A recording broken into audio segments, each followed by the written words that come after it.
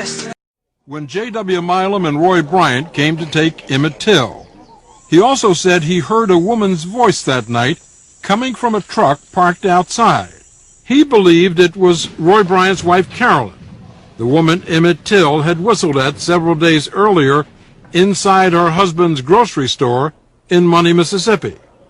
Mose Wright's son, Simeon, Emmett's cousin, says his father told him the same thing, suspected of having assisted her husband, Roy, and J.W. Milam in the abduction of Emmett Till. She was divorced in 1979 and has since remarried and moved several times. She had all but disappeared from public view until we found her, now age 70 and known as Carolyn Dunham, living in Greenville, Mississippi. While our cameraman was able to take these pictures of her, when I went to her house, she wouldn't answer the door. Federal investigators have reportedly reopened the case of an African-American teenager who was killed in 1955. Emmett Till was 14 when he was found dead in Mississippi's Tallahatchie River. The Justice Department sent a report to Congress stating it has, quote, new information in the case.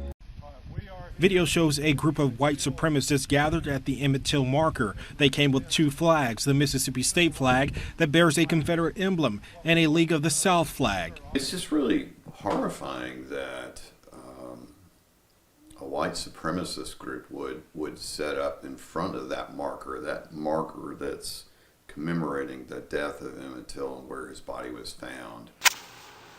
Hey guys, welcome to the channel. It's Lavender here, and today I want to talk about the murder of Emmett Till. This is more of like a vintage, true crime, hate crime type of case, racist type of case. So I want to talk about this and get into this case. So here we go, let's get started, here we go. Emmett Louis Till was born on July 25th, 1941. He was murdered on August 25th, 1955. He was a 14-year-old African-American boy who was lynched in Mississippi in 1955 after being accused of offending and whistling at a white woman in her family's grocery store, which she admitted later on, to this day, she admitted it was a lie, a complete lie. The brutality of this murder and the fact that the killers were able to get away with what they did and were acquitted of the crime that they committed, you know, because they're white, you know, drew attention to the history of violent persecution of black people and people of color. Emmett Till was the son of Manny Carthan. He was born 1921 through 2003, and Louis Till, 1922 through 1945. Till was born and raised in Chicago, Illinois. During the summer of vacation in August 1955, he was visiting relatives near Money in Mississippi Delta region. He spoke to 21-year-old Karen Bryant, the white married perpetrator of a small grocery store there. Till was accused of flirting with and whistling at Bryant, even though she confirmed that this was all fake, it never happened. She's just a Karen. She just wanted to play victim because that's what Karens do.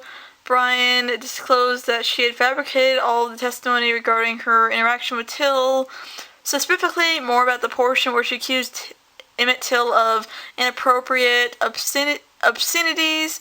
That part's not true, she said. She stated in a 2008 interview. Several days after the incident in the store, Brian's husband, Roy, and his half-brother, J.W. Malum, were arrested when they went to Till's great-uncle's house and abducted the boy. They took him away and beat him and mutilated him to the extremes before shooting him in the head and sinking his body in the Tallahatchie River. 3 days later, Emmett Till's body was discovered and retrieved from the river. Till's body was discovered and retrieved from the river, and then after that, Till's body was returned to Chicago, where his mother insisted on a public funeral service with an open casket.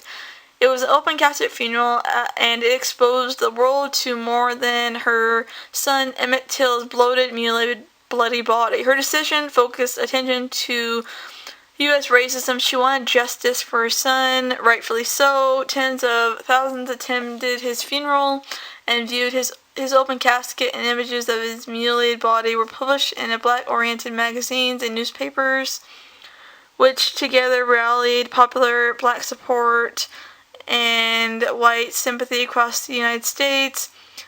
Intense scrutiny was brought on the lack of black civil rights in Mississippi, with newspapers around the U.S. critical of the state.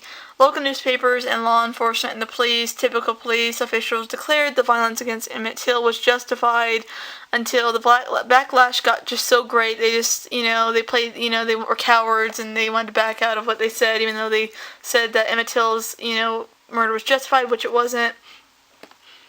And they wanted to defend the racist hate crime murderers, and they were actually giving support to the killers until all the backlash happened. They're cowards, but whatever. In September 1955, an all-white jury found Bryant and Malcolm not guilty of Till's kidnapping murder because it was all-white jury, typical all-white jury back then.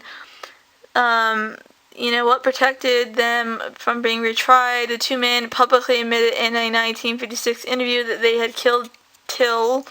Bryant and Malcolm admitted in their guilt. The magazine paid them $4,000 from his uncle's home, admitting that they had pistol whipped him, Emmett Till, forced him to disrobe, tied a heavy cotton gin band around his neck with a barbed wire, and shot him in the head and dumped his body in the Tallahatchie River.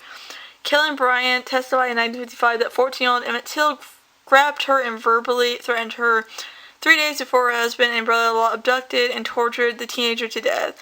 5 decades later, she confessed that that's not true at all, what happened, and that she was, if not one of the first cases of a Karen, saying one thing didn't happen and saying it did happen. This is typical Karen. And I just want to bring light to this because this case really pisses me off, just because people want to make up lies about someone and then not, don't care that their actions have anything to do with what they did. I just can't stand people who, play victim, like this white woman. There was no reason for any of this to happen, but she just wanted to be, attention seeking so damn bad. So if you guys like this video, don't forget to comment, like, and subscribe. Bye guys, see you.